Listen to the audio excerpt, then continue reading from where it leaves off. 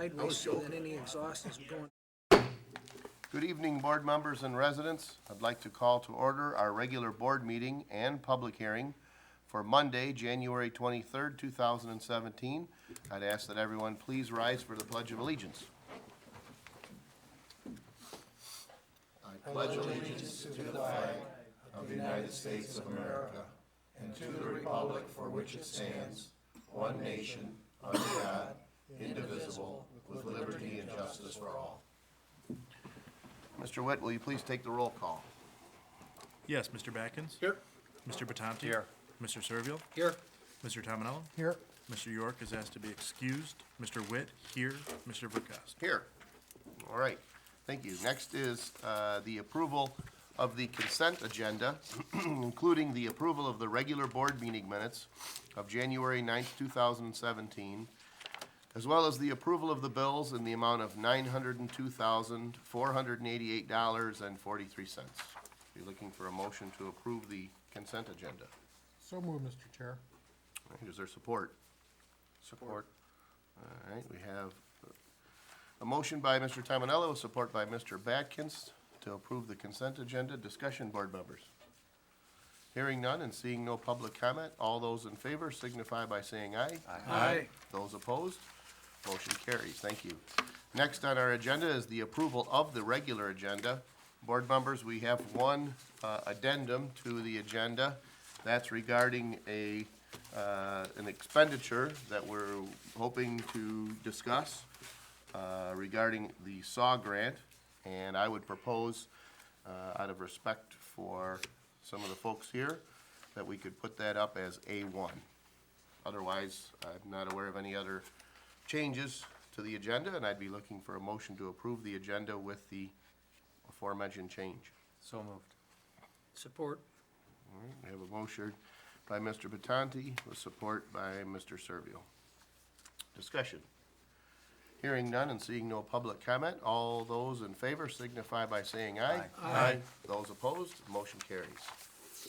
Next on our agenda is announcements.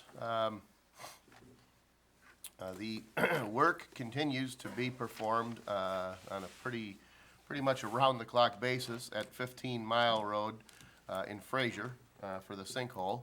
And due to that, residents are still encouraged to continue every water conservation effort throughout the rest of this month.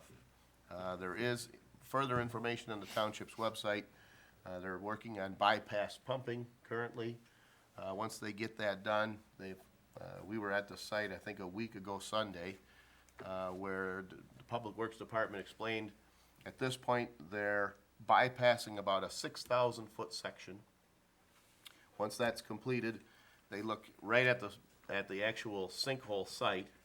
Their plan right now is to open cut a 40-foot wide by 320-foot long trench that has to be constructed with a box.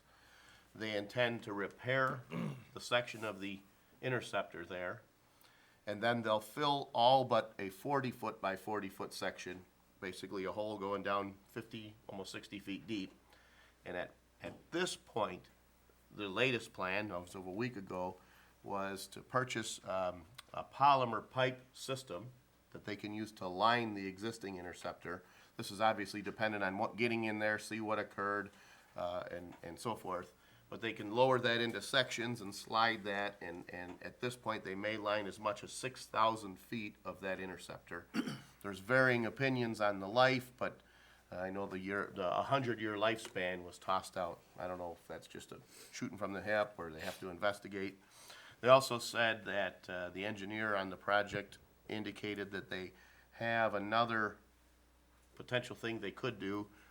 They can, from inside the pipe, use almost kind of like a sonar type system so that they can measure from inside the pipe what the soil conditions are in a 360-degree range around that pipe. So they could find potential voids or other problems that might exist.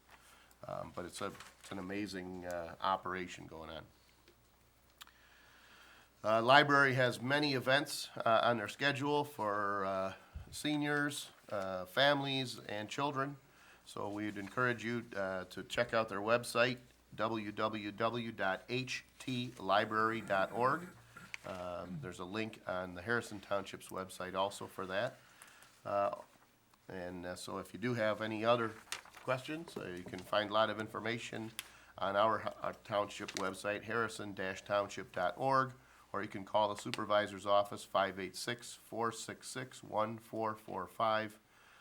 And then finally, a very preliminary announcement. I believe it was just established Thursday, but to give everyone as much of a heads up as possible, February 21st, tentatively at 7 p.m., we will be conducting a public workshop here.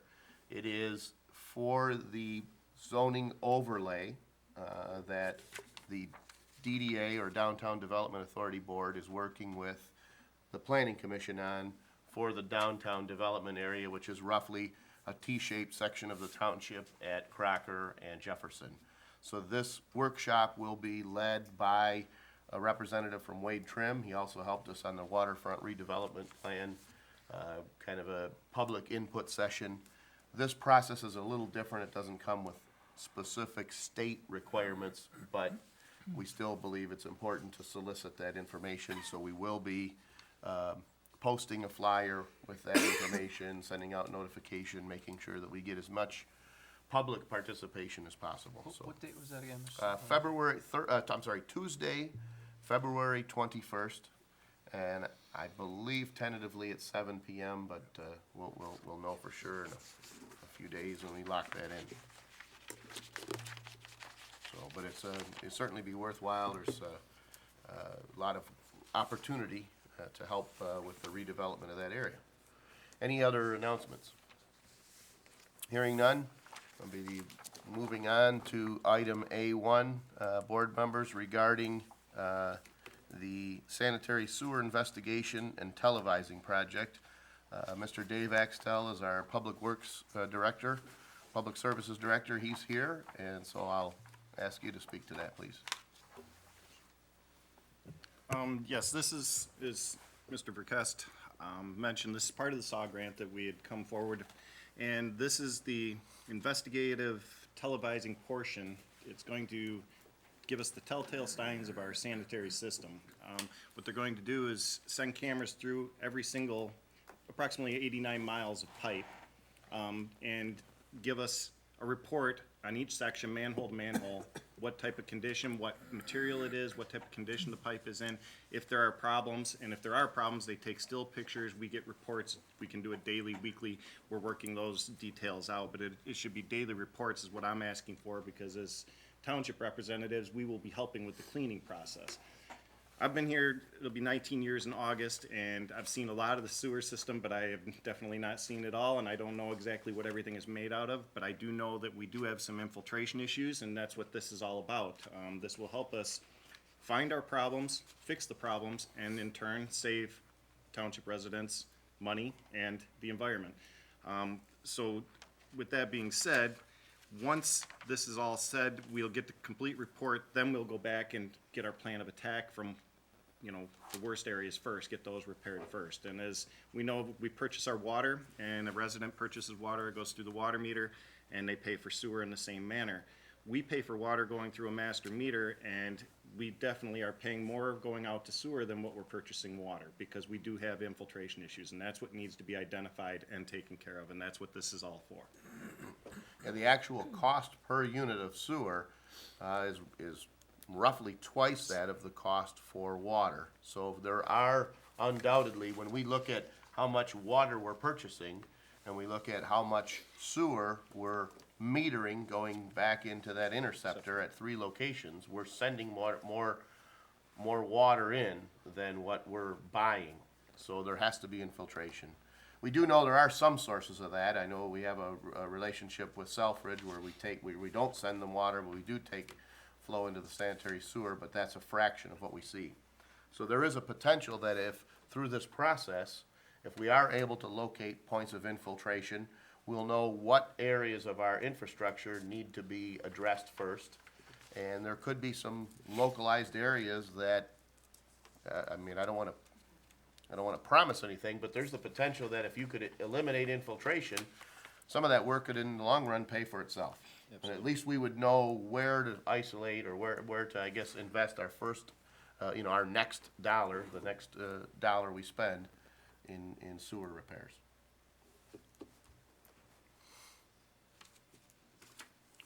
I don't know if there's any questions?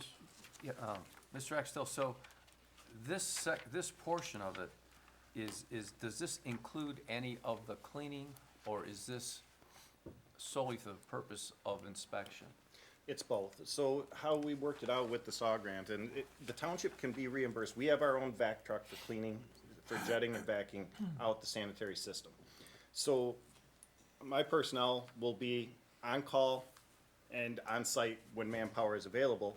But so the company DVM is going to come in, they're gonna drop cameras and they're going to go. If there's an area they get to where the camera is submerged underwater or in the sanitary sewer where it cannot do the job it's supposed to do, they're gonna document that, they're gonna call us right away, and if manpower allows, we are gonna run out right away and try to stay in front of them and clean, and then they will go back and televise. So if they happen to go and, let's say my crew is busy with water break season and we're out there, and they say, oh, well, we need manhole here, here, to here cleaned, we can go the next day or 2 days, and we can clean that, and they will come back and then televise. So it is cleaning and televising. It's a smarter option. We've seen a couple different presentations on this. Some people spend all of their money paying someone to come in and clean a system that doesn't need to be cleaned. My crew is vigilant on, we have certain areas that are cleaned monthly, and then we'll have, in the summertime, we've sent the Vector out and gone through virtually the township, cleaning certain areas throughout the years. So, we're fairly confident our system is clean, but as you know, it's sanitary sewer, things happen. But yes, we can clean as we go, and we will clean in front of them so that the televising is done properly.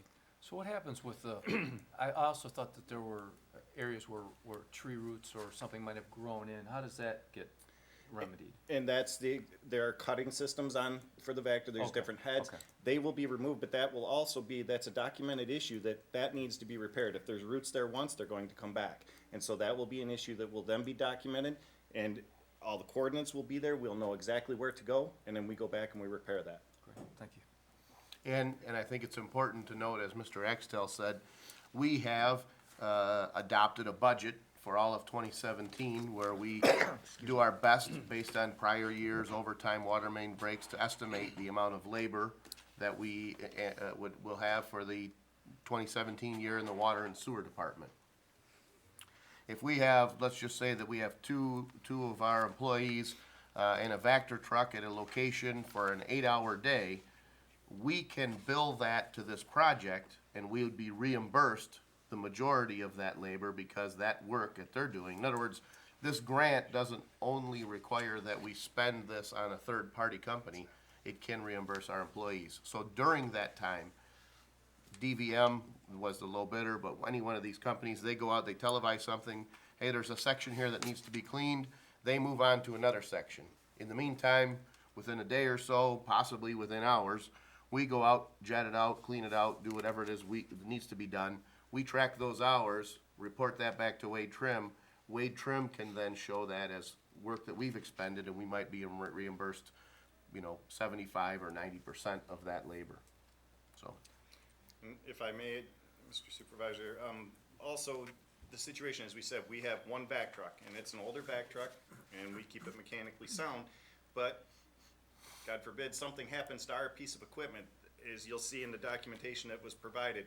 DVM has vac trucks and equipment on site. If I called up and said my Vector went down and it's gonna take me a week to fix, they're not gonna slow the project down. Time is of the essence with this project, and that's exactly how Mr. Newmer and myself, when we opened the bids and we had the conversations with the contractors, and that's why it was bidded the way it was in sections. It just so happened that DVM was one of the few that bid the whole project and came in at a very good price. But time is of the essence to keep this going, so that's why we're working together to do this. What is the timing? When is the start and finish date? Because I'm looking through their documentation. They're just saying they've got some crews freeing up. They're not saying when they're starting. Do you know that date? The exact date, as soon as if it's approved tonight, we contact them tomorrow. They were saying that they would have this finished this week is what they were finishing that project, I'm sorry, the end of last week, right? Yes. And that they would be coming to us right away, and they would have a minimum of 3 crews on site and a possible 4th standby. So the timing, is it a month to do this? Is it 6 months to do it? 2 months. 2 months, it's a 60-day duration. 60-day duration. And if they run into some of these obstacles, I'm looking at, they have ability to go out and seal pipes and stuff like that. How is that calculated into that? Is that a set rate for if they've gotta go out and seal four joints, there's a cost for that? I just don't see that information. We didn't include that in the bid that we put out because doing repairs is not part of the SAW grant, that the township, acquired. We can go in and we can do the investigation of it, and we're putting together, the grant covers the asset management plan, which is doing an inventory of what you have, doing a condition assessment, which includes the televising, putting together a criticality analysis, putting together a financial analysis to determine how much money you need to fix the problems versus how much you're bringing in revenue on your rates. So there's a balance there that we look at. And then we put together a capital improvement plan, and there's a recommendation at the end as for what your sewer and water rates should be moving forward to make sure that the needs in your system are adequately funded. Outside of that work, if we were looking at doing repairs and things like that, if there was something that was imminent, that was in failure of collapse or something like that, that they noted, we could probably talk to them about having one of their grout trucks come in and do that work separately and outside of Okay. the grant program, and we would handle those on a case-by-case basis should we see those come up. Okay. And the use of their Vector is not a component in this, but there's an hourly rate for that Vector work? When we did the bid, we included televising of all the pipe network, and then we included quantities for cleaning and for root cutting, about 10% of each pipe network. Okay. And the reason that we did that was we wanted to secure a competitive bid for that work.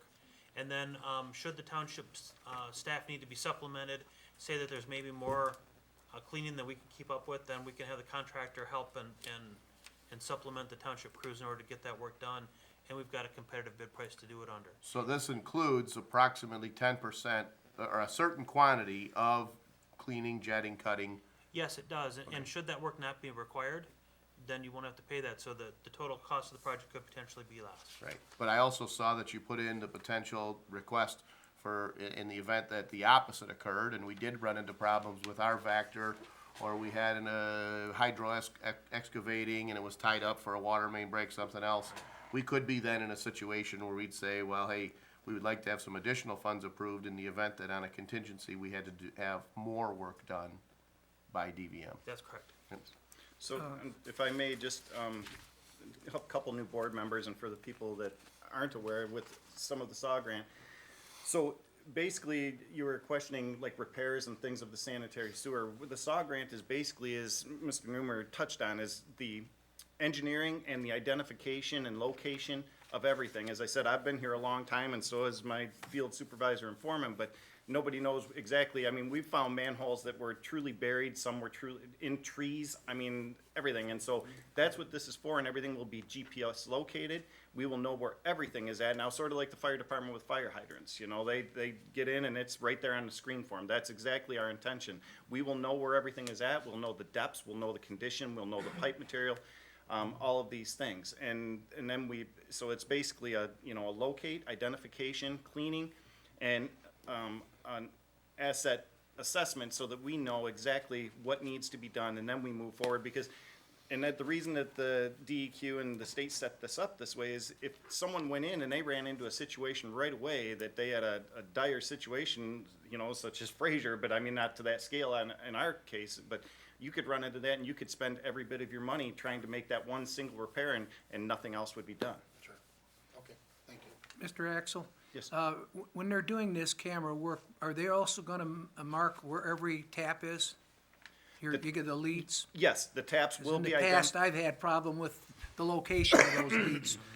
Exactly, Mr. Servio, and that is a good question, yes. They will go through and there'll be a lead coordinate, and the cameras go through, do a 360 of the pipe, and they're gonna give a lead coordinate, manhole coordinate, and condition of the tap coming into the pipe, because obviously, as you know, cement mains, crock leads for a lot of our situation, which there's absolutely nothing wrong with that, it's just, older technology. Now you'll go to a ABS pipe and an ABS lead, but everything will be marked and all materials will be documented. And then if they do find something, unless it's an emergency situation, is it possible that our crews can fix that, or else are we gonna put that out to bid, or? That's another good question. That's something that will be discussed in the future. manpower and, obviously depth of the situation, depending, our equipment, we're not as big as some DPWs.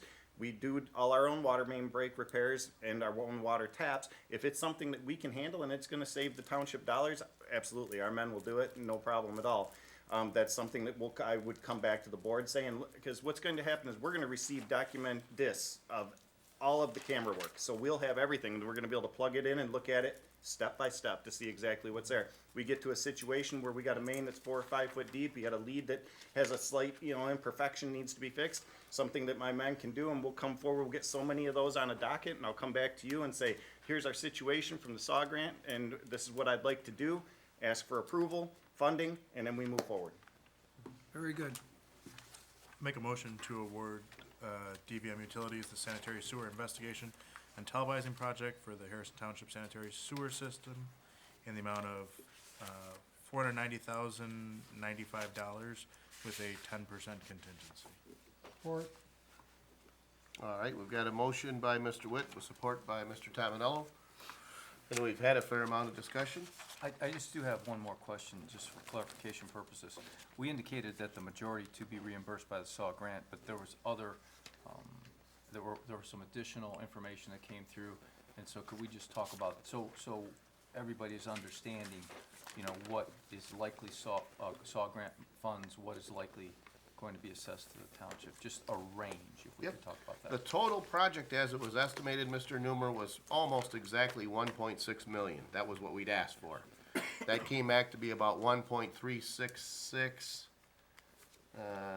somewhere around there. And then the balance of that would be a match. I think the way it worked was a 10% match on the first million? Yep. And then 25% after that? Yes. So it's hard to say specifically in this case, if we spent exactly 1.6 million, we'd have a 10%, we'd have that 233,000 match as we anticipated. I think at this point, we're looking at, with this project, let's just say that this came in, not more, not less, no contingency, but they did the 10% work, and they came right in at that number. We're under the 1.6 so far, Yes.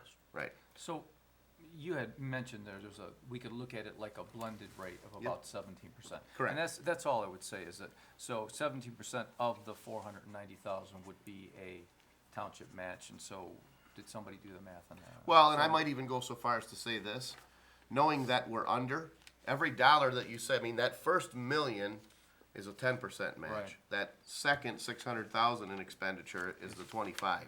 I'd roughly shoot and say, call this 500,000, and it's 15% match. All right, and that- and That, that's- to me, that's a reasonable number. That's what I was trying to get at. So what we're looking at tonight is an expenditure of roughly $500,000 with a 15% match. For 75 grand. 75,000 on part of the township, and that match comes from the Water and sewer sewer fund. Right, Thank you. Right, Appreciate so it. there is built into our water and sewer rates, additional costs, there's not deterioration, there's, depreciation of about 900,000 a year that's built in. So this, in essence, comes out of that 900,000. Great, thank you. Appreciate that.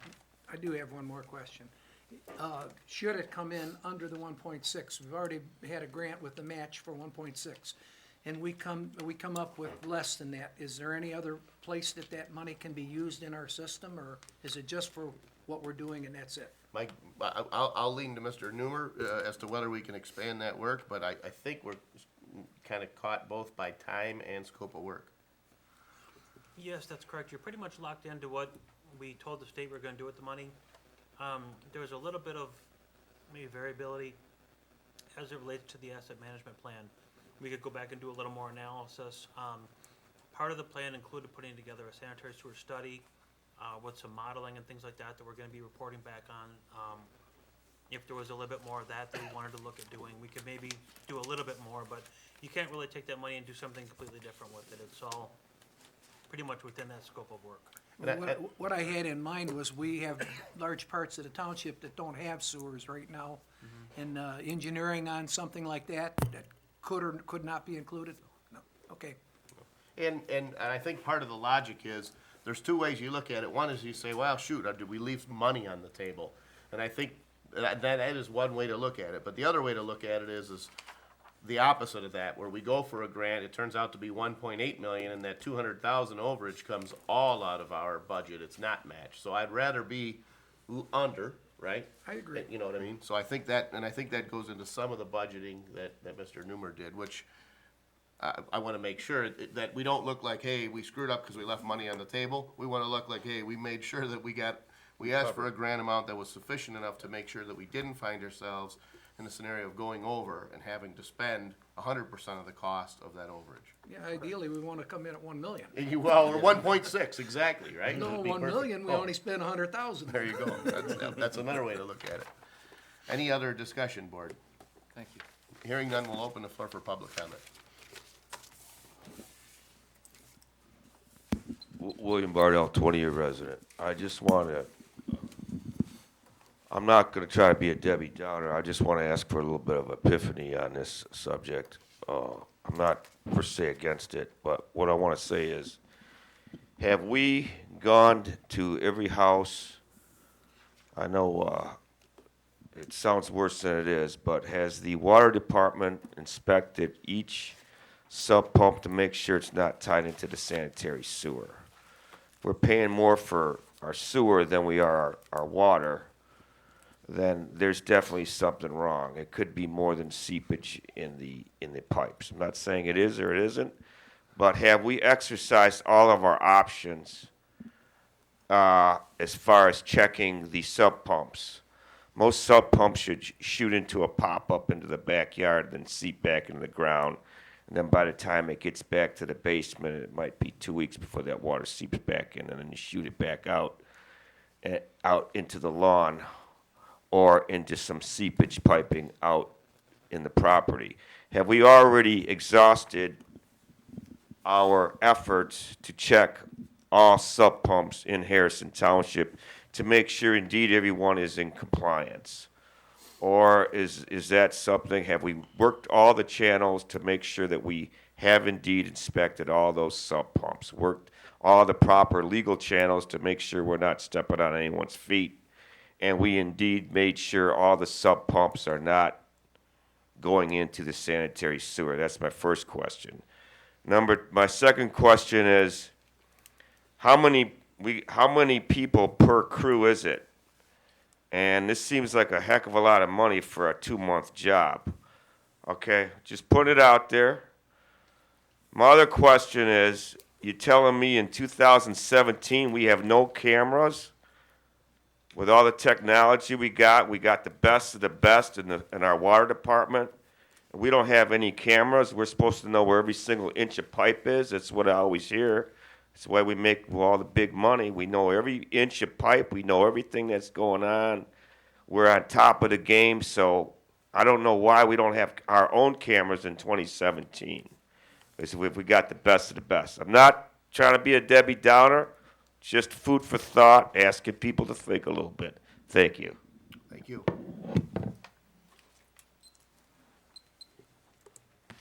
My name is Johannes Borchert. I live on Lakeville. Sir, I'm sorry, we'd ask that you use the microphone so that. Lakeville. Yep. Thank you. I had trouble with the pump station 10. Finally, after a year and a half fighting with the county, and you know what I had to do. But I have one other thing for you guys here, and I have figured it out, and you should read it. You have wasted last year $20,792 rent on your water line into the pump station 10. That water runs right now 20 gallons per minute. There's a leak in the line, water line, going direct to station 10. The manhole on the left and the right are dry, and the manhole in front of the water station runs constantly. You have a direct water line running. First we thought it comes from the lake. I have your documents, you can have every one of them, and you can read it. And the last, when that water runs now approximately for 6, 7, or 10 years, the total comes to $103,000 of water went right in pump station 10. neighbors left message. Right now, makes no difference if it rains or it's sunshine or it's dry for 3 months, the water runs.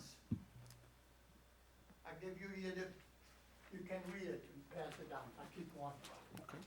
Watch yourself, Watch it. There we go. All right, thank you.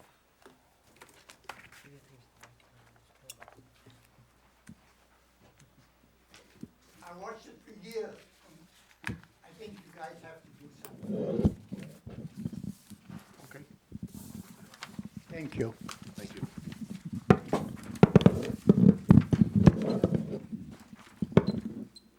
Seeing no other public comment, we'll close the floor for public comment and move back to board comment. And we'll do our best to answer some of the questions. As far as checking sump pumps, there isn't a process by which we enter homes just to check for sump pump hookups as much as, unless we have evidence of that, as much as we certainly do safety inspections, and during plumbing inspections, it is something that that our plumbing inspector will look for, but there isn't a process in place where we can just say, we've decided today we want to enter your home because we want to look at your sump pump hookup. We'd have to have some evidence that something was done illegally, but we do have that authority.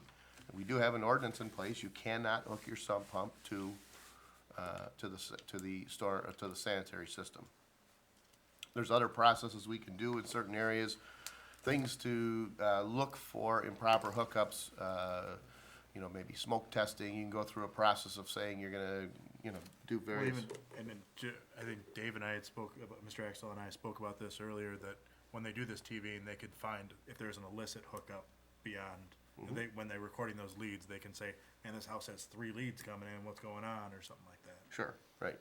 So, so to the extent that we can, I guess my answer would be yes. Are we checking for improper or illegal sump pump hookups? Yes. Have we checked every home? We don't have that authority. Number of people per crew, I really couldn't speak to that. That'll be based on how the contractor sets up their operations. Typically, they'll have a couple, 2 or 3 people per crew. The main person is the camera operator. They'll take and they'll drop the camera in one manhole. It gets pulled through to the next manhole. As the camera is going through, the operator is watching the video, noting any defects or abnormalities in the pipe, and then they get coded according to a certain standard that we've specified, and then that becomes the basis of your report. And some of this work, as it occurs, would seemingly not be done in the field, meaning the, kind of generating that report, assembling that data, putting it in place, taking whatever field data is assembled to put it into a format that's more user-friendly or useful, might be work that's done remotely or in an engineering type facility. Yeah, there'll be some office work that goes along with it, yeah. Sure. But I think the most important point to address the residents' concern is that we did go out and receive, competitive bids. This work is, I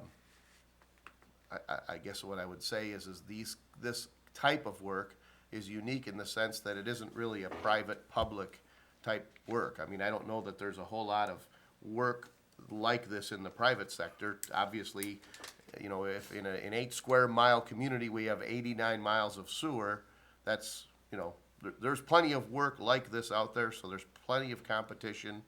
Matter of fact, we had one of the representatives from another supplier come to the township to give a presentation, and happens to be a fellow lives in the township.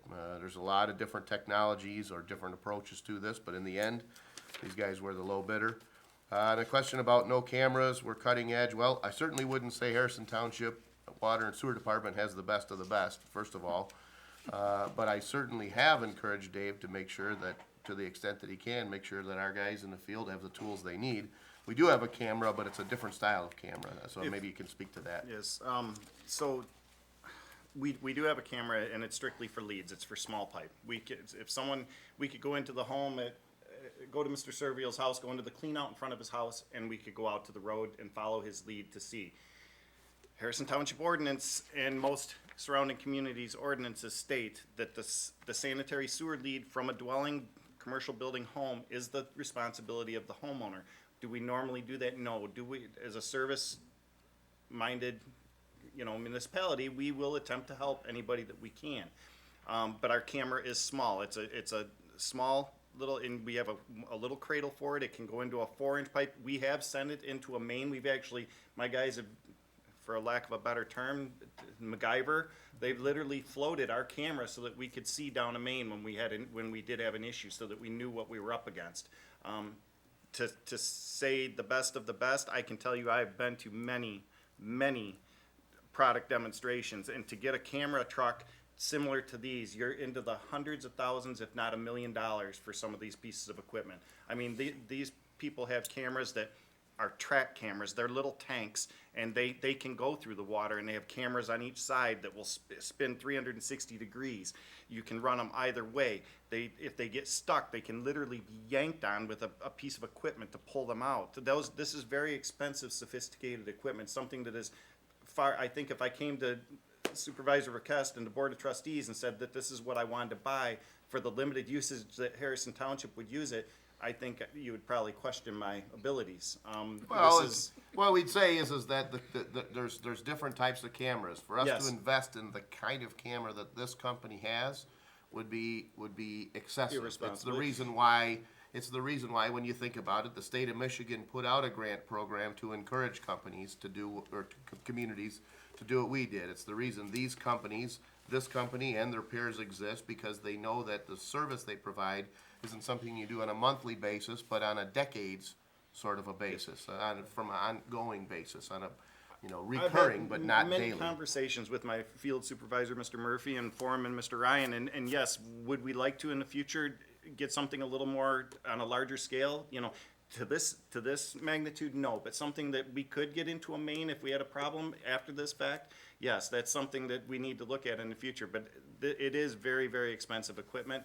And as I said, it's the camera is one aspect of it, but then you have to have all of the recording equipment and the coordination equipment to tell you where everything is at and be able to document and coordinate every single lead, as Mr. Servio was saying, every sanitary lead that comes in, you get a coordinate measurement on that, you get a picture of it, you get still frames, you get rotation picture of the whole main. Everything is very different and sophisticated. Well, and I think that once you have these coordinates, we know of these known areas, this is one of those things where you say, well, is it wise for us to invest in a low-end camera if we need it? Or is it better for us in the future to call in a contractor that has a much higher quality camera and just pay as we go? We don't have an engineer on staff. Yes. We outsource Mr. Newmer's services, and in the end, it costs us less because we don't need a full-time engineer. I think this camera kind of falls in that same area, but we do have a more limited camera. If so. I may briefly just backtrack on a few of the things that the resident brought to our attention.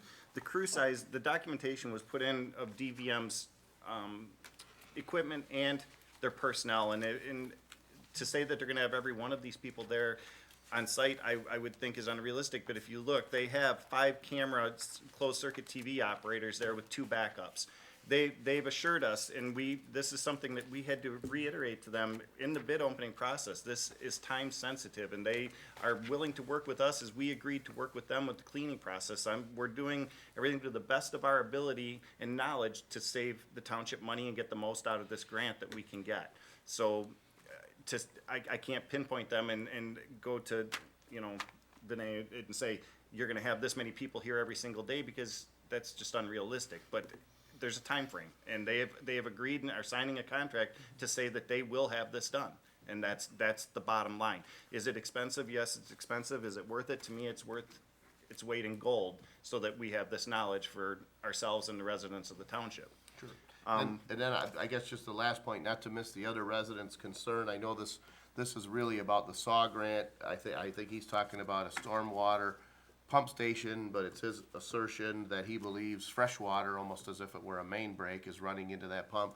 I know that we're not prepared to address it or to answer that question tonight, but after the meeting, I certainly get you this information and we can take a look at that pump station. Yes, I have been involved in this situation with Macomb County on that storm station, and in the preliminary investigations we've done, we have found nothing to indicate, because obviously our SCADA and our pressures and things would tell us if we had a main break of that magnitude. It is hard for some individuals to understand that there can be, Harrison Township is just, we are in the water. We are, and it is very possible, for instance, the Bay Haven pump station we just did, Mr. Newmer can attest, it was put on there for 40 gallons of grout to plug a hole that was in the wet well of the Bay Haven pump station, and it ended up being, what, 140 gallons of grout? And obviously the river being right there, and that was literally a hole that was just like a fire hose, just literally going into that station.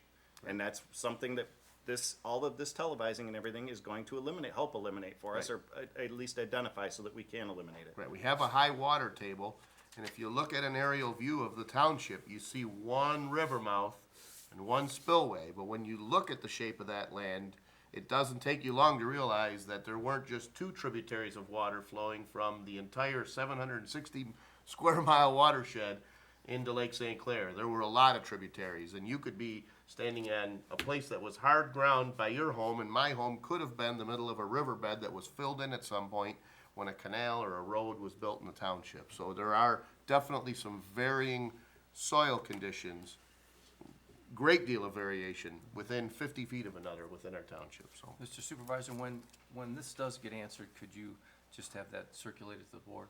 Sure. And I see the resident the resident has left his address, but no phone number or email, so maybe there's some way we can get back to them with a letter. Yeah, Mr. Borchert comes to the office regularly. Okay. We've had conversations. He contact was information. generous and donated some paintings to the township that are hanging in our conference room, and Super.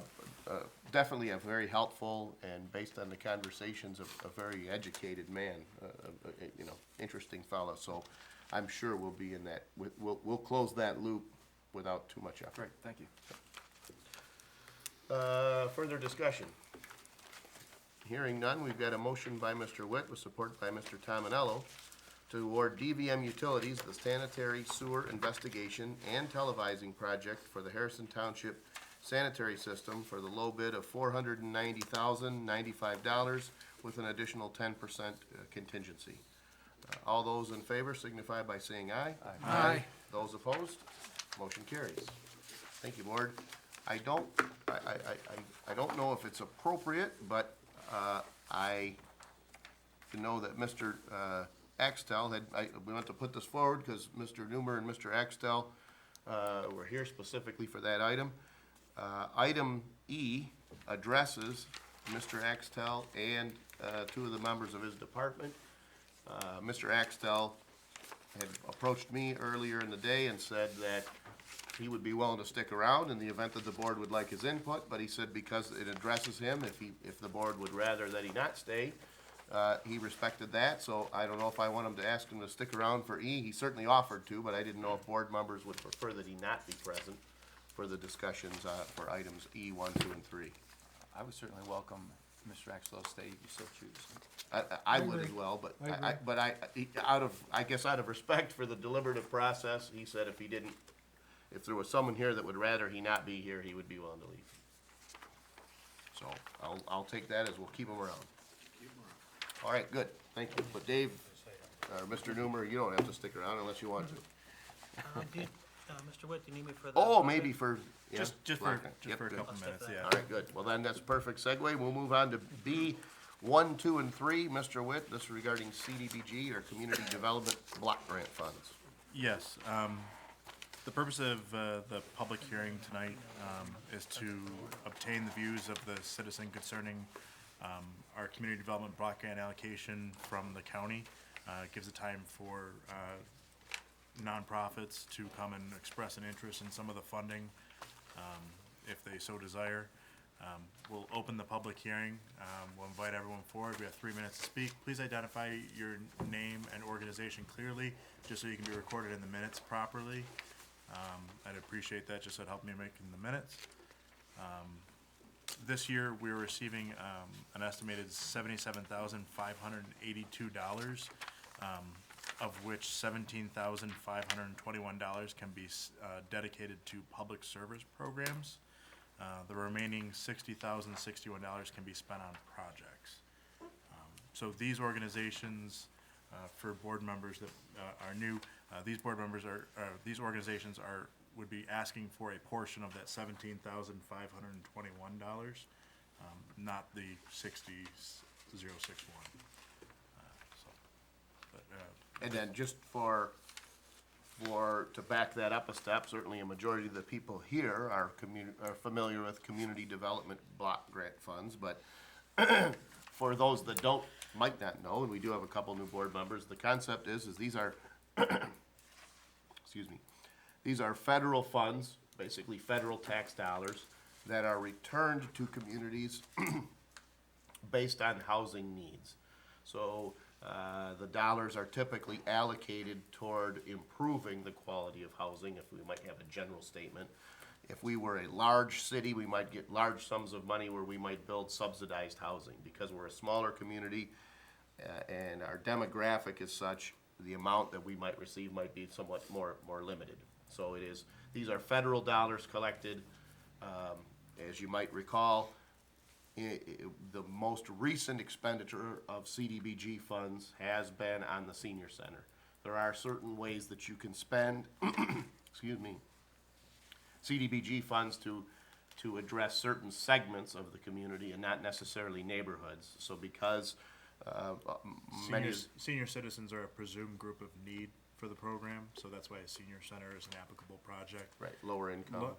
And the lower income people qualify based on, at first they go based on a census block tract. That's that map on the other part of the packet behind B3. Those blackened areas are the census block tracts that are eligible for project funding based on the assumption that they are a low income area. Or the income from the census, right?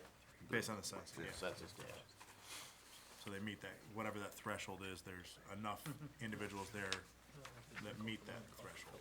So those funds are, ultimately, these funds are federal dollars distributed to locals with the directive that they need to be spent to assist low-income segments of our population. So that's the ultimate goal, and so kind of a precursor to that. So we can open the floor for the public hearing, so, and make a motion to open the public hearing at 7:55. Is there support? Support. Support by Mr. Batanti. This is merely a motion to open the hearing. Is there discussion on the motion? Hearing none and seeing no public comment, Mr. Witt, will you please take the roll call? Mr. Witt, yes. Mr. Batanti? Yes. Mr. Batkins? Yes. Sorry, Mr. Servil? Yes. Mr. Tominello? Yes. Mr. York is excused. Mr. Verkast? Yes. So the floor is open. I would ask that you limit your comments to 3 minutes in length. And it's not a strict 3 minutes, so we're not gonna pull the microphone on anybody. I know there's a lot of people here with a lot of passion for the charities they represent.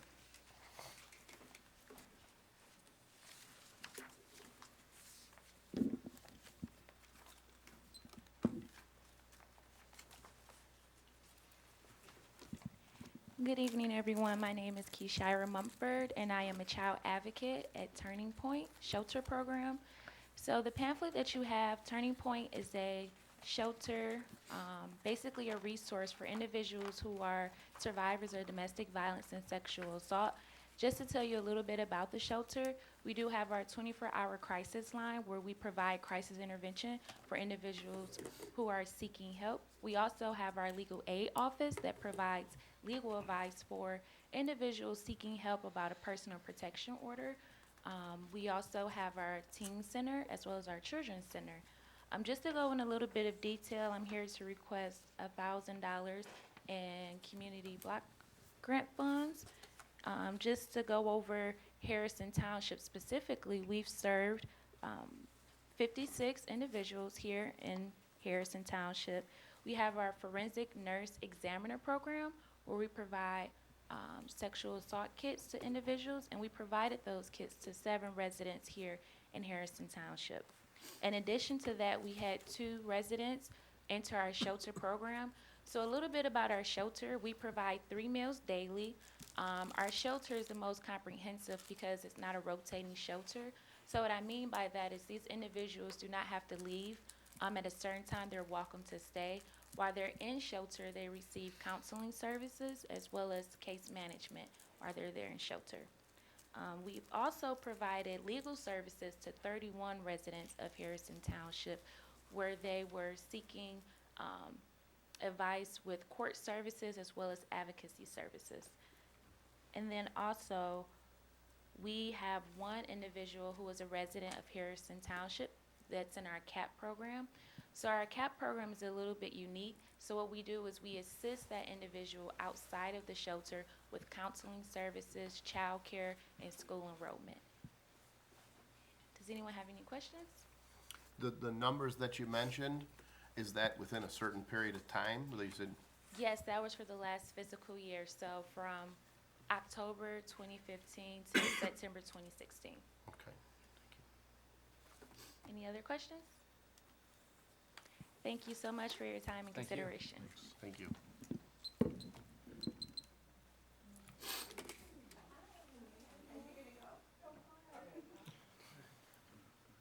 You can tell you work at nonprofits because you're really polite. Yeah.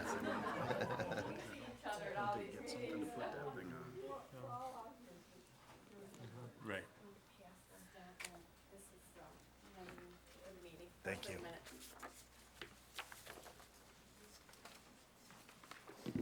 Good evening, and thank you for this opportunity to let me speak with you. My name is Elisa Diaz, and I'm the director of Macomb Literacy Partners.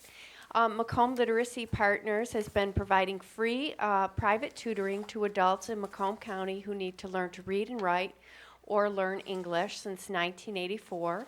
Over the past 33 years, we've helped over 5,800 Macomb County residents meet their goals of reading to a child for the first time, reading the directions on a prescription medication bottle, enrolling in GED or a job training program, passing the driving test, or becoming a U.S. citizen. In Macomb County, the illiteracy rate is 13%. Over 100,000 adults in our county read at or below a fourth grade level, and the unemployment rate for illiterate adults is over 15%.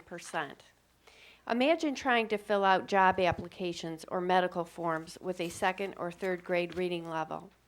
Currently, a ninth grade reading level is needed to successfully pass the GED, enroll in high school completion studies or community college courses. It's imperative we address adult illiteracy in our community. It underlies unemployment, homelessness, incarceration, poor health, and comes with a steep economic price. Additionally, when we teach parents to read, it greatly increases the success rate of their children in K through 12 and frees them from the cycle of generational illiteracy. Our mission is to help adults improve their reading ability in order to move on to better jobs and be better parents. We recruit, train, and pair volunteer tutors with adult students. Student tutor pairs meet at least 2 hours per week at their local library at a time that's convenient for both of them, and they work on their reading and language goals. Our tutors attend 14 hours of training and 4 hours of enrichment training each year. We ask our generous volunteers for a 1-year commitment and provide them with appropriate materials and lesson planning support. Our students are tested when they enroll in our program and after every 40 hours of tutoring. In tutoring sessions, tutors use materials that are relevant to the student's life, such as banking forms, medical bills, directions, job application, food labels, and the like. Illiteracy impacts everyone. Every day we share the road with individuals who cannot read road signs. Today in Macomb County, parents gave prescription medication to their children without being able to read the instructions on the bottle. Harrison Township first responders are put in harm's way when they show up to an emergency situation and those involved can't speak or understand English. Harrison Township residents are put at risk when they can't read or understand directions given in emergency situations such as severe weather or the need to boil drinking water. Combating adult illiteracy benefits everyone in our community. In the Community Development Block Grant year of 2015-16, we served 4 Harrison Township residents and provided 82 hours of private tutoring services with a value of $2,870. In Macomb County, the current cost of one-on-one tutoring for reading is $35 an hour, and that's how I arrived at the $2,870 figure. We're respectfully asking for $1,000 to assist with costs related to providing literacy services to Harrison Township residents. Macomb Literacy Partners is not a handout, it's a hand up given by generous volunteers in our community who want to give adults and the families that count on them an opportunity to learn more and earn more. I thank you very much for this opportunity, and I welcome any questions you might have.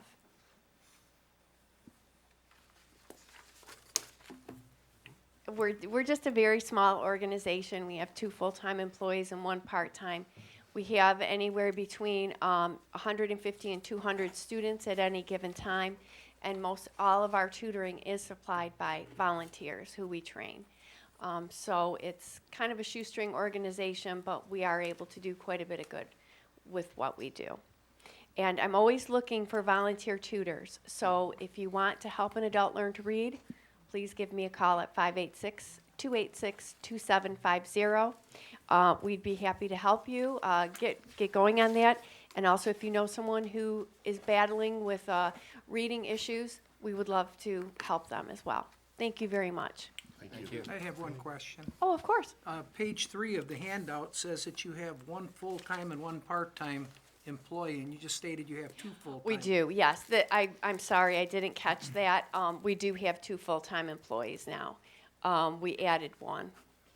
Okay, thank you. Thank you. Sorry about that.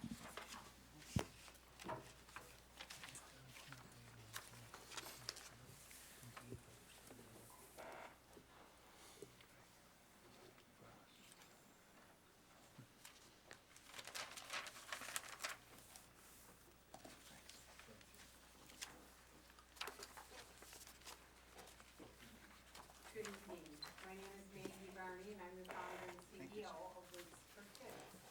Wigs for Kids is located in St. Clair Shores, but we help children all throughout the state of Michigan. I'm very proud to say that we've serviced over 3,000 children since we started this program 13 years ago.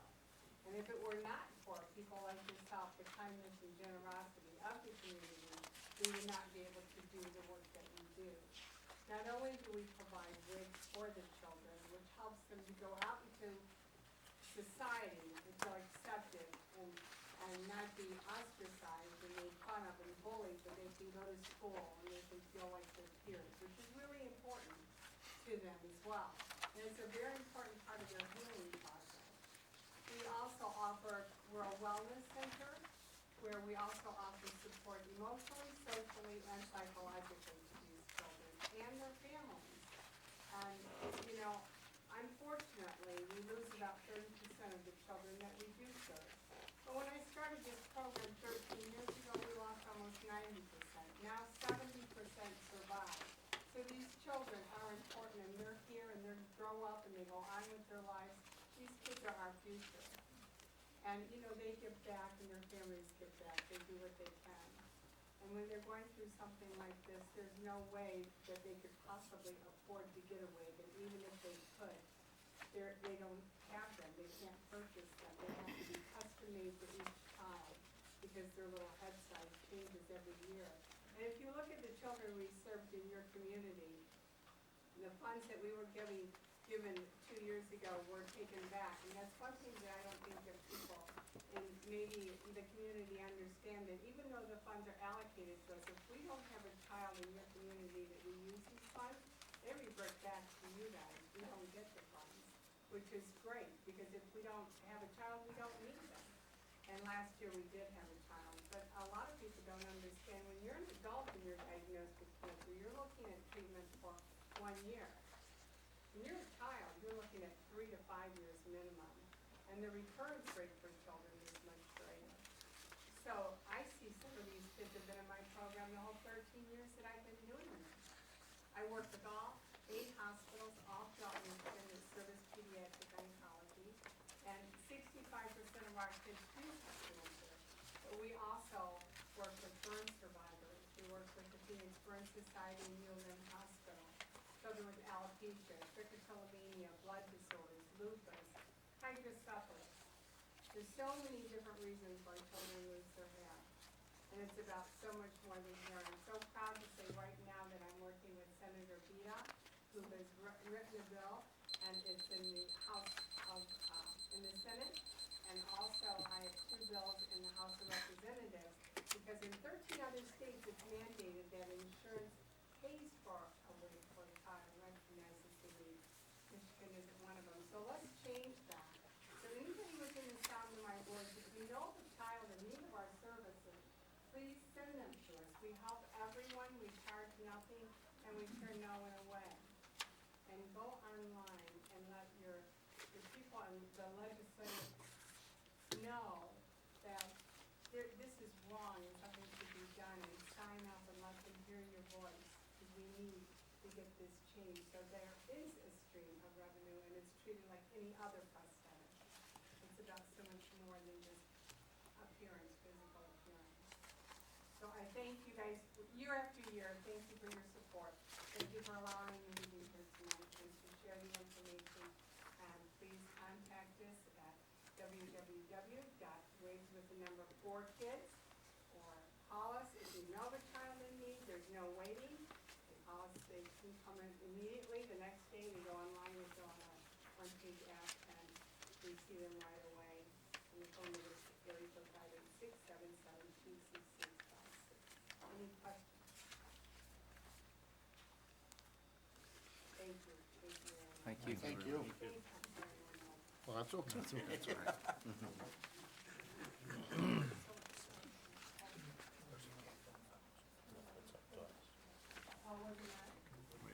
Minimum.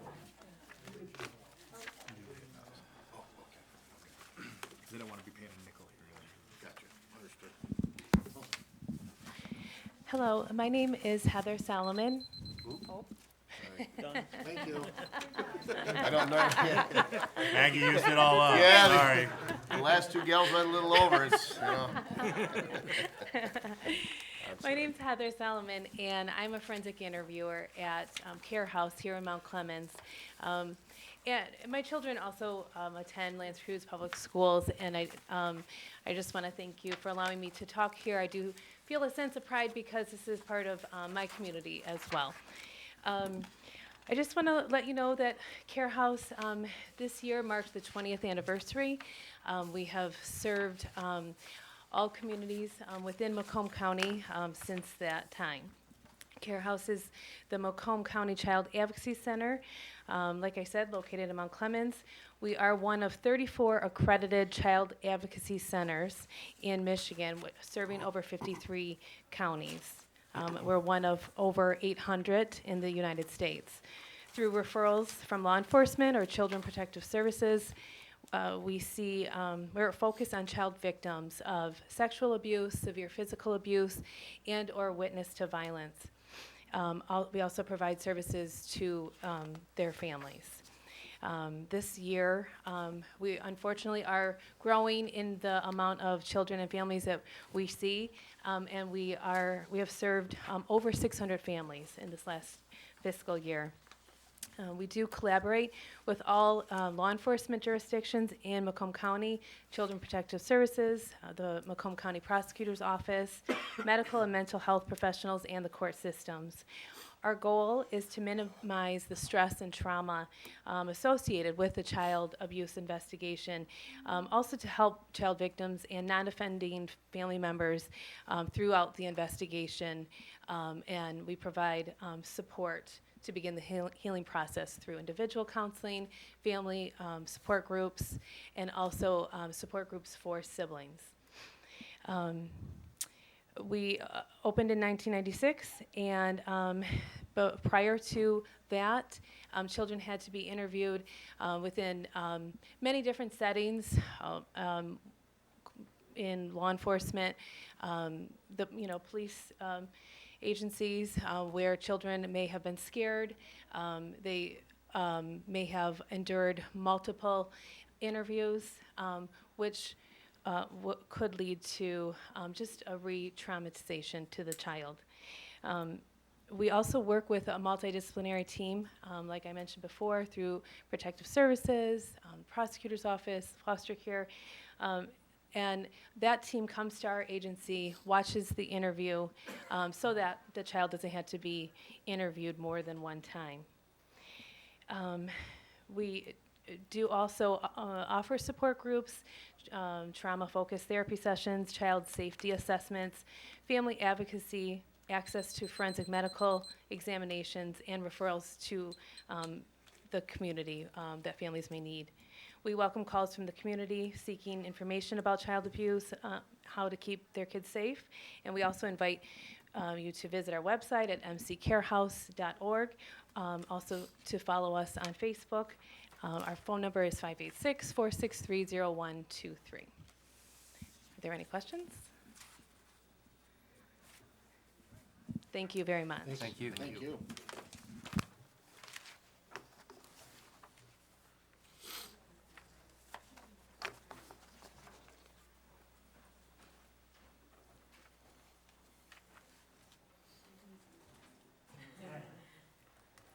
Good news on the last one.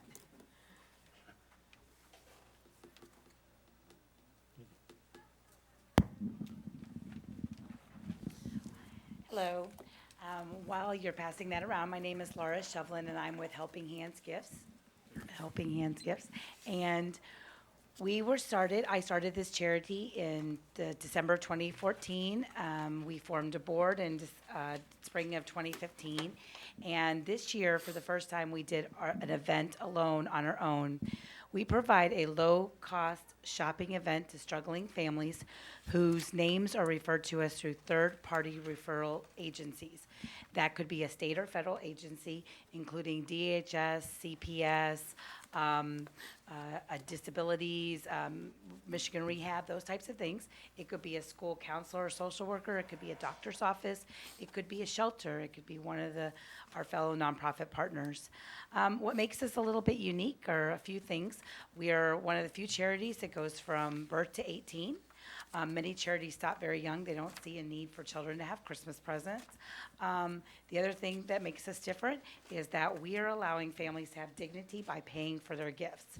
Through the generosity of others, we're provided new, popular, current items that every child would want, and those parents come to an event and they purchase them, and they are priced $1 to $5.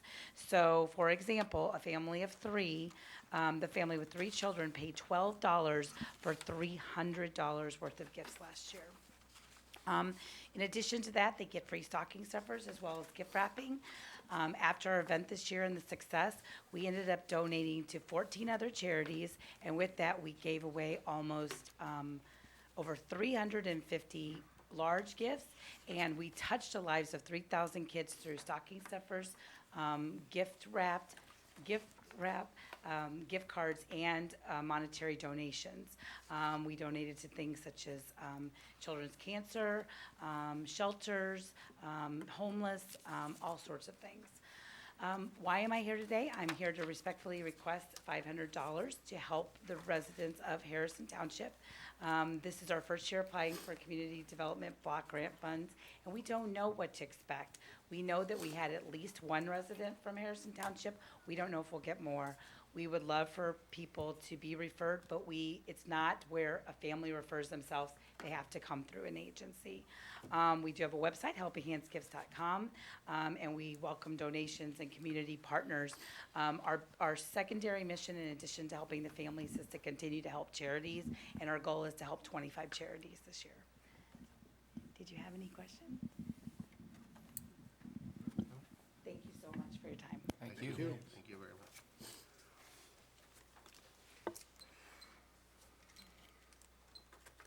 Is there any other public comment? Hearing none, I'd be looking for a motion to close the public hearing at 8:16 p.m. So moved, Mr. Chair. Is there support? Support. Support. Got a motion by Mr. Tominello, a support by Mr. Servil to close the public hearing. Discussion? Hearing none and seeing no public comment, Mr. Witt, will you please take the roll call? Mr. Servil? Or, I'm sorry, Mr. Tominello? Yes. Mr. Servil? Yes. Mr. Backens? Yes. Mr. Batanti? Yes. Mr. York is excused. Mr. Witt, yes. Mr. Verkast? Yes. So the first two portions of this process have been done. I guess the first two steps, really one step, and that's opening and closing, and obviously listening to the public hearing. the final portion of this is to take a look at the allocation. Mr. Witt? Yes, again, as I had stated earlier, the township's been allocated $77,582. That's an estimate this year. Again, it's always up to congressional funding. But of that amount, we can allocate $17,521 to public service programs, and the remaining $60,061 can be spent on projects. Well, we heard a lot of great organizations that I think a lot of us are familiar with, and we've supported in other ways. It's the recommendation to allocate the public service program dollars to our Dial-A-Ride shuttle program, the $17,521. Any money we take away from there is additional general fund money that we have to put into that fund to cover the shortfall. So in essence, what happens is the general fund is making a donation to these charitable organizations instead of funding the governmental purpose. So if we gave them $7,000, we'd have to take an additional $7,000 and out of the general fund, and then we'd make these donations. So the recommendation would be to allocate that total amount to the Dial-A-Ride program. The remaining $60,061, we've been working with Mr. Newmer, our engineer, on a couple ideas for planning purposes. For every year, we're going to get about $60,000 to spend on these projects, and without a roadmap to say here's how we're going to spend it, here's how we're going to do. Sometimes we're going to scramble for projects. This way, we can go. What we want to do is go through and do a bit of planning in advance, which we can fund through the block grant program, to create a guide map for next year to say what we're going to spend it on. We've had a couple talks. One of them was concerning some replacement and installation of sidewalks within the block grant areas. We have some areas within those highlighted portions of the maps that have sidewalks that either are in need of repairs or could be improved. The other thing right now that Mr. Newmer is looking at with Mr. Axtell is the potential, given we had some changes in census tracts that are eligible, one of the portions that's eligible for block grants in the future is the center part of the township that lacks sewer infrastructure. So the recommendation tonight would be, at this point, we're going to try and see if that's a feasible plan, but we would like to allocate $5,000 of our block grant money to Wade Trim for CDBG planning purposes, whether it's that sidewalk program or if we can look and see if the sewer makes more sense. I think in the long term, if we can do sewer projects through this, it's a better use of the funds. But right now we're not 100% sure. We've been going back and forth with the county to try and make sure we had an approvable project through them. The remaining $55,061 be looking to allocate to renovate the kitchen at the Tucker Senior Center. This was an item that was had been expressed as a concern by the people that use the Tucker Center. They expressed an interest in that improvement. Right now, I think a lot of us are familiar with it. They do the Meals on Wheels out of there, as well as it's a nutritional lunch program. And because of the size and layout of the kitchen, they're forced to go into the main space and take out a couple tables and set up and prepare food within the program area as opposed to in the kitchen. And so it poses an issue with use of the center. Even right now, while we're doing those renovations, we have people entering through a side access point, and they end up having to walk pretty much through the Meals on Wheels meals preparation area. So it sort of presents a problem. So we'd like to allocate that money towards that project. Yeah, Mr. Witt, the $17,521 that you recommended to go to Dial-A-Ride, if I'm not mistaken, in the past, we've had to, in addition to this portion of the block grant money, we've had to subsidize the Dial-A-Ride with general funds because the program our program cost exceed, in this case, in this year, probably the $17,521. Yeah, and it's a mix of the $17,521 521 and the money we get from SMART through their community credit program and their specialized services program. So there's. And general fund. And general fund. Correct, that's So, the point I was trying to yeah, make. there's always general fund that supplements that. And as far as the 60,000, we've been trying to upgrade the senior center for like about 7 years already. And, we're just finally getting to it now. Right. Yeah, But- part of that was that the delay that the way they had changed the cycle of block grant allocations. They went to a 3-year cycle, so it threw us off for 3 years where we got nothing. And so that sort of pushed all the projects back. Right. So, is that? I'm Yep. good. Okay. This is a difficult process because we heard from several wonderful people who are here on their own time, working hard to represent various segments of our community and other folks in our larger general area. I feel the need every time to say there. There's one charity here, we worked, a charity that several of us belong to, I think, sponsored a golf outing, if I remember, but I know a couple different events to support one of these charities. One of the young people served here is my best man's daughter, and just, half of us know some of these folks. I served as a guest judge for one of these charities for an event they had. I mean, I could go down the list. I just spent 2 weekends setting up and tearing down the McCrest homeless shelter. I can't, my goal here is certainly not to say, well, this is what I've done, but I can't say enough how much I appreciate and value the services that these people provide. And I want to avoid restating what you said, Mr. Witt. We do have the authority to take money from the 17,000. So it isn't as if we're prevented. Where we are faced with a dilemma is the following. We do operate a dial-a-ride program that services many of our residents and provides a very, very critical service. It is, without a doubt,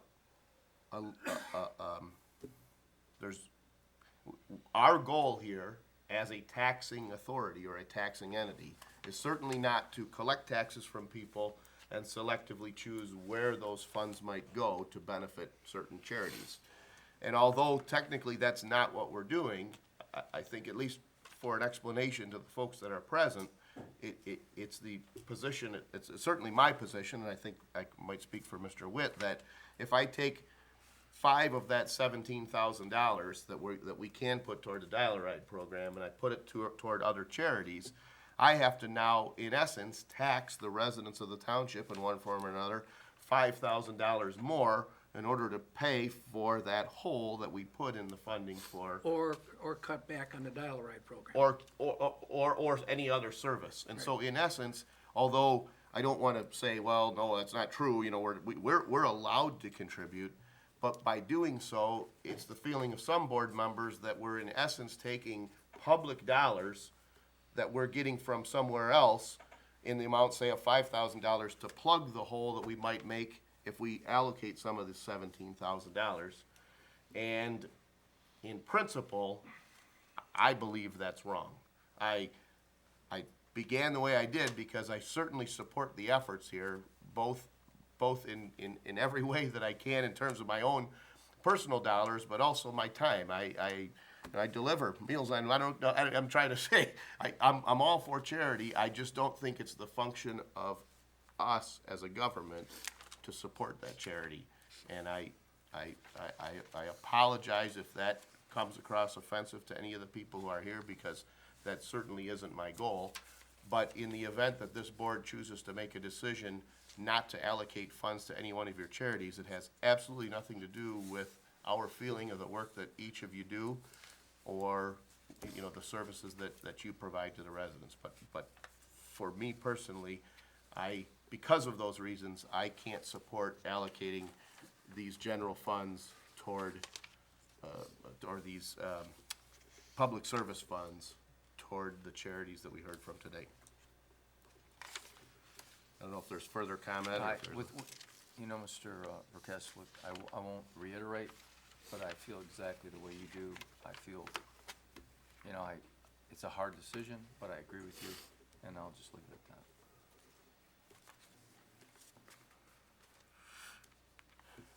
And at least then one other point in addition to this, the comment that you'd made about the allocation of funds to the senior center, I think to support Mr. Witt's comments about some future programming, good or bad, right or wrong, hey, we get these funds. These are in essence funds that were collected from us. They were collected at a federal level. Maybe we could collectively say that all of the residents of Harrison Township may have contributed more than this. There's winners and losers in the CDBG process. But regardless of where it is, in a very general sense, we contributed these dollars, we get them back, and we have to allocate those in a certain way.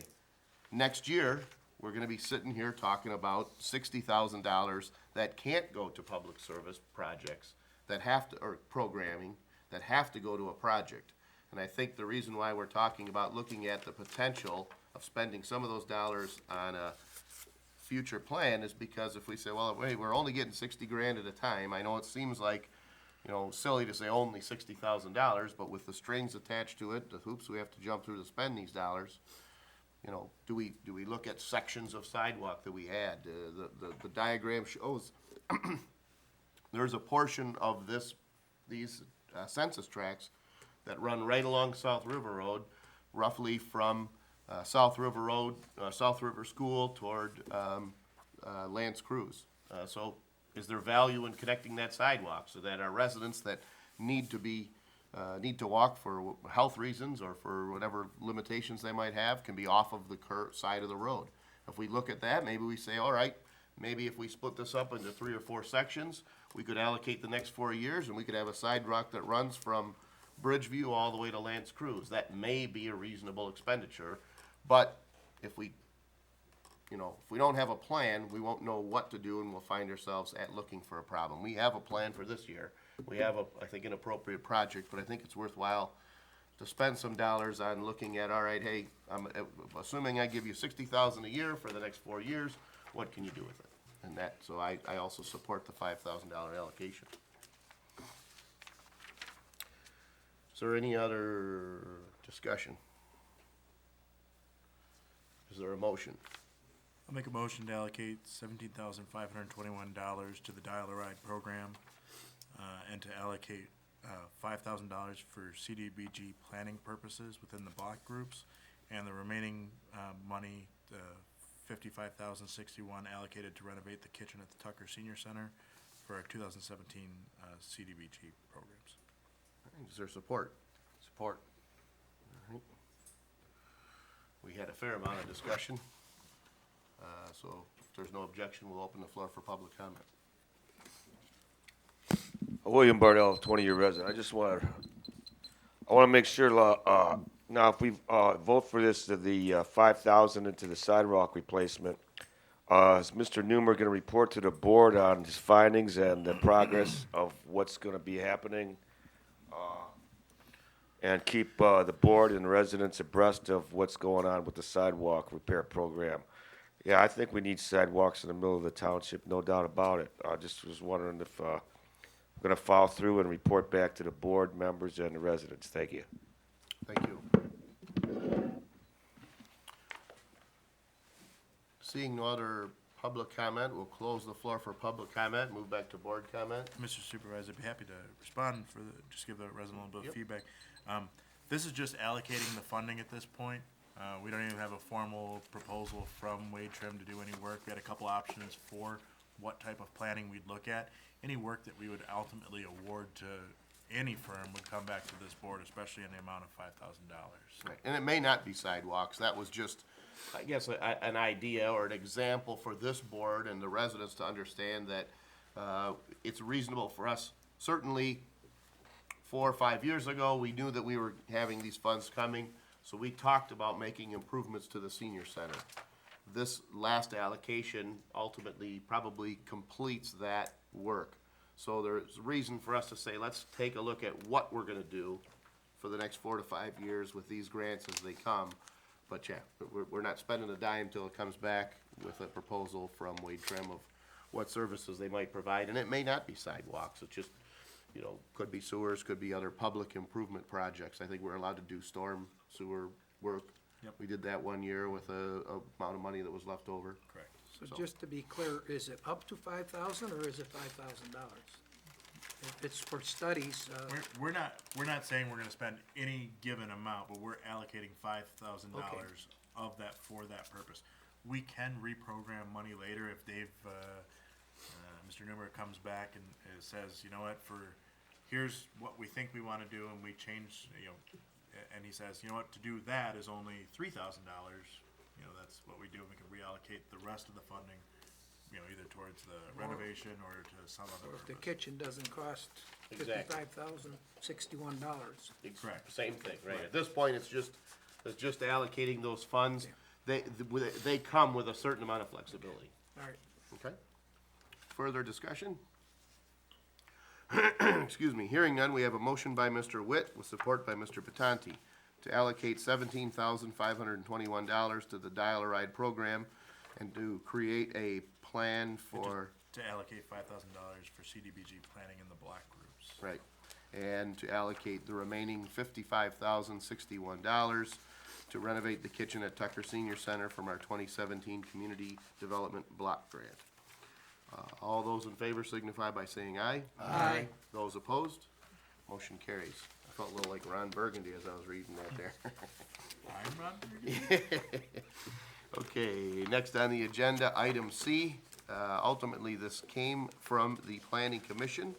I don't know if you would be so willing to address this as the Planning Commission liaison, Mr. Tamanel. Sure, at the regular board meeting of 7/25/2016, the board made a motion to table the adoption of the zoning ordinance 308 to allow residents additional time to review the amendments and to allow the PC time to review any feedback. The revised perfecting amendments were approved at the October 20th, 2016 PC workshop. The amendments involve the following sections. Article 5, Section 5.02.c.1. Article 5, Section 5.05.a.1, Section 14.11, Section 18.04, Section 5.04, Section 12.10, Section 16.01.n.2.b, Section 21.02. And in the board packet, there is the full text that is attached. And if you recall, we brought these back to the board earlier last year. There were some concerns about the initial revisions to the ordinance. We went back, we met with both ZBA, the planner, residents. We made the additional changes, and these amendments are back in front of the board at this time. All right, so it's worth noting that the Planning Commission had worked prior to and up to July of last year to develop several of these. There were some concerns we had, so we sent it back to Planning Commission, and they continued to work on that and refine and further revise that to try to address some concerns. So this is the result of a fair amount of work on the part of our Planning Commission. It's also worth noting that this is neither the first nor the last time that we'll be revising our zoning ordinance. So we do approach these revisions with some understanding that some of these are the result of requests from the building department saying we've run into this issue or this problem repeatedly, and it would be helpful if the Planning Commission could take another look at that to give me some clarity. So these are, as you said, perfecting amendments. These are the results of actually putting into use the most recent zoning ordinance changes. Yeah. And one thing I would like to say, the reason there are so many at this time is because we did introduce the new zoning ordinance revision back at the beginning of last year. So after, I guess after, sort of a trial by the building official, he had some recommendations along with recommendations from the zoning board, residents, and the planning commission as well. Absolutely. Mr. Chairman, As you know, I've been a longtime member of the Zoning Board of Appeals. I did have a lot of concerns about the perfecting amendments, and I attended a workshop sometime after these were presented initially.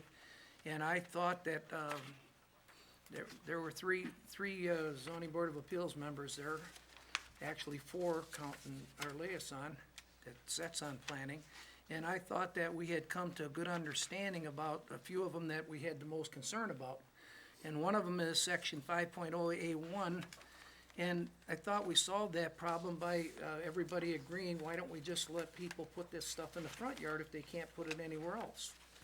And that is. Maybe narrow it down so that we know specifically what that is, or you kind of Okay, read through those numbers. okay, I'm sorry, it's concerning mechanical equipment, which is basically air conditioners and generators. So the bottom of the first page of the ordinance, where it says residential fixtures?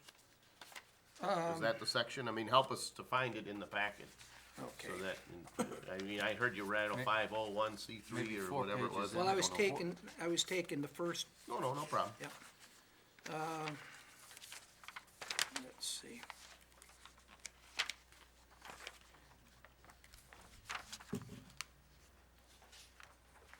Okay, it looks like it's on the fourth page. And, The first page of the ordinance, where it begins with ordinance number blank at the top, right? correct. Okay. We're talking about Article 5, Section 505A1. Okay, so that's really, within this, it begins titled Section 3, underscored. Right? Where are you reading now? In the ordinance, in the ordinance, that fourth page you referred to. What I meant is it's best for us to refer to the language, not the Okay. title. So where it says Section 3 underscore, Article 5, Roman numeral 5, Section 5.05A1, that's where you begin to read. Correct. Okay, good. Okay. I'd like to say first, this is the one that I have the most concern about, and I strongly disagree with allowing equipment in a required side yard. It's not just that we're allowing them, originally we were just talking about putting in the side yard if you could. And it still can create a problem with the neighbor. But this is in the non-buildable portion of the side yard. A generator, Generac is the only company that allows a generator to be 18 inches away from the structure. And that's because they've gone to UL or somebody like that and say that their enclosure is fireproof enough to where they won't have a problem catching a house on fire. But the unit itself is over 2 feet wide if you put it parallel to the house, and then this ordinance calls for screening. If someone has a 6-foot side set, which is very common on one side of the house, they're gonna have this screening out to the lot line. So I have concern about this, so I talked to our fire chief on Friday about this, and he agreed that he would look into this because it might be a concern for the fire department to get around the houses. Unfortunately, he's not here. I didn't know that he wasn't gonna attend. I should have realized that because there's nothing on here for him. But at any rate, I would have hoped that he had sent something in writing, which obviously he didn't. I don't have anything. But I thought that we had two agreements at that workshop. Number one was that they were gonna add putting it in the front yard, because the argument